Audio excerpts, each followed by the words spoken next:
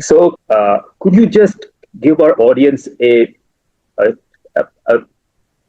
lay down a general landscape, a political and a military landscape of this conflict, which has now engulfed not only Middle East, but it has repercussions all over the world.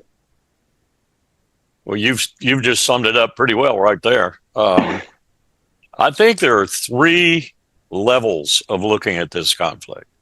The first level, most people don't even know how to contemplate. They don't dwell in this world. And I'm not saying that I do, except I did every now and then. And I think that every now and then gave me some special credentials for talking about it. And that's the geopolitical, geostrategic level. We use those words, we throw them around. What the hell do they mean, you know? Well, basically, they mean global impacts and global power moves and global chicanery and global wealth and all the things that we kind of think about in a comic book fashion, but don't really believe. And yet look back on history and see how the Rothschilds and the Medicis and a host of other people I could name have run the world, basically have run the world. They ran it through people like Napoleon and people like even imperial Caesars in both the Byzantine or the Eastern Roman Empire and the Western Empire. And they're with us today. They just have modern manifestations. One of the ones who has come out very visibly is Elon Musk. And another one is Peter Thiel, but he lurks behind the vice president. All to say that I think there are people in the global community, and Trump is ignorant of this completely. So are most of his cabinet, if not all of them, who want the United States to stand up to China and stop it cold in its tracks. There are various places to do that. One was taken on by Tony Blinken and Jake Sullivan, and I think less cogently by Joe Biden, because I think he was losing it by the time he came to the end of his administration. But Ukraine was as much about stopping China as it was in confronting Russia. And what it did, of course, it backfired to a certain extent because it sort of cemented at least a tacit alliance between Moscow and Beijing. But this war in Southwest Asia is a part of this. It's an attempt to thwart the latest base road initiative physically expressed by the Chinese in the railroad that now links Iran and will link, if they're allowed to finish it, the Caucasus as it runs up the Persian Gulf, the old route. That's an old trade route. It was even used by the British and us in the 1939-40 period. We refurbished it to use it for World War II, and we supplied the Soviets almost as much through that route as we did through Murmansk, the more famous route for World War II. So we're trying to stop that. That, in a nutshell, what that does is it reduces China's Pacific ports produce from a 2.5 to 3 day journey by sea to about 16 hours by railroad. And that's a colossal change. And if that gets into Europe and gets into the rest of the world, literally, then the Chinese have just stolen a march on the American empire, because we're a maritime nation and we're the ones who protect the oceans and we're the ones who provide freedom of navigation and control the seas and all that crap. Most of that is done for our own benefit these days, but nonetheless, that's what they're negating if they complete these railroads. And now this is the fifth one of them. They've got the northern one, the northern central one. These are through Russia principally. Then they've got the central one through the Central Asian countries. And now they've got this one, which goes all the way around the southern coast of Iran and starts to go up the Persian Gulf. So we're trying to stop that. And I don't know if Trump even knows this. I'm pretty sure Pete Hegseth doesn't know it.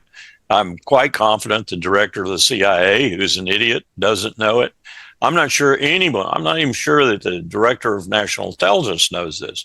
But there are people behind this administration who want to use this administration and are doing a good job of using it to stop China in this very important Southern Base Road Initiative. That's the big top level. In the center, if you will, the level that we watch all the time on television and elsewhere, is Trump and Hegseth and all the rest of his administration now falling apart very quickly. And they are trying to gain political ground with this war in Iran. They are also trying to fulfill their promise, much paid for by the American taxpayer, to Israel. And many would say that this level really is all about Israel. And it's about the umbilical cord that is marked with dollars, made out of dollars, that connects Bibi Netanyahu and Donald Trump through people like Miriam Adelson and others. So that's the center level. And then there's what I call the tactical level, which is Donald Trump just seems to have, of late, and I think he's always been this way, he's just hidden it like war.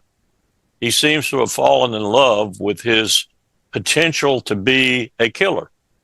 And to be a killer on a very wide scale. If you listen to his remarks just a few moments ago, by the way, I was down in Washington and I couldn't move. They moved the perimeter of the White House out further. I've been here 35 years, further than I've ever seen it. I mean, I had to go miles to get around that perimeter and get to the location I was trying to reach. Normally 30-minute drive, it was over an hour and a half drive.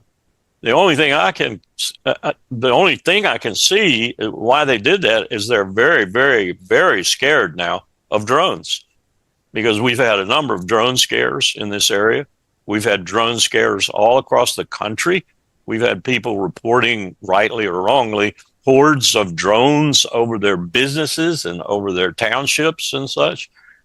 I don't know how much of this is real, but I know the White House must be taking it as being real, because I've never seen a perimeter as wide as this one was around the White House.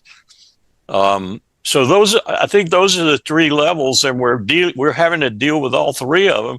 The most dangerous one, I think, is the top one, because what that is producing in its effort to thwart China is probably a global recession.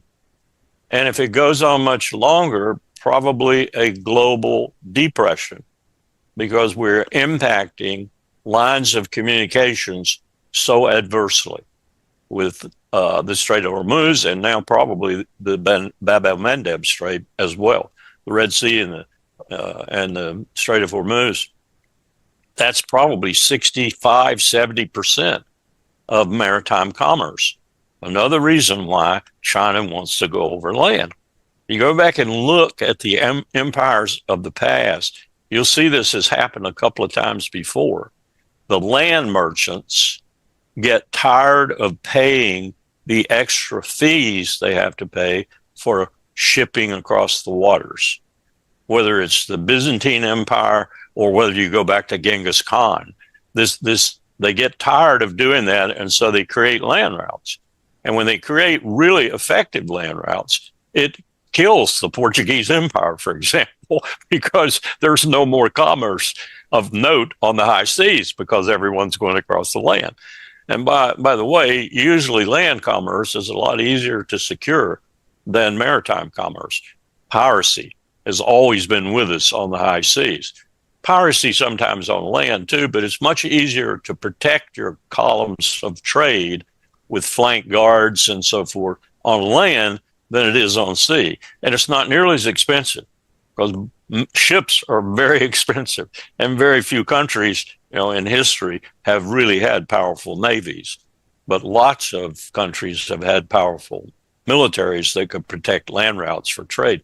All to say that I think if we go on further, Trump and Putin both believe, I think, Putin probably less so than Trump, because Putin's smarter. but they believe that their possession of enormous amounts of petroleum products will protect them from this depression. But I think I have some news for both of them, and I don't think I have news for Putin. I think he probably understands this and he's worried about it. Even though you do have your own petroleum and you think you can hold out against this because you do, you're going to suffer greatly when global communications are hampered to the extent they're going to be, because you're going to find out you can't get a lot of products that the people who elect you think they ought to have. And those they can get are going to be sky high expensive. So I don't think this has really been thought out well by Trump. No, it hasn't. And I'm not sure that Putin is going to be able to handle it the way he seems to think he can too. He thinks he has plenty of land routes. And of course, who gives him the land routes? China. So it's going to be a difficult time for the globe, I think, because we have some really dumb people orchestrating force in ways that aren't going to be very beneficial for the rest of the globe. In fact, aren't right now. Look at Taiwan. Taiwan is really sweating bullets right now because it's not getting any petroleum products. It normally has on hand about a 15-day supply. So look, we're into this war more than that now. So I imagine they're sweating bullets right now, trying to figure out how they're going to get what they need, not to mention helium, urea, and other things that come out of the Strait of Hormuz. So that's a long-winded way of describing it, but I think we're looking at a three-dimensional conflict, if you will. And Donald Trump only understands the basics, and those not very well.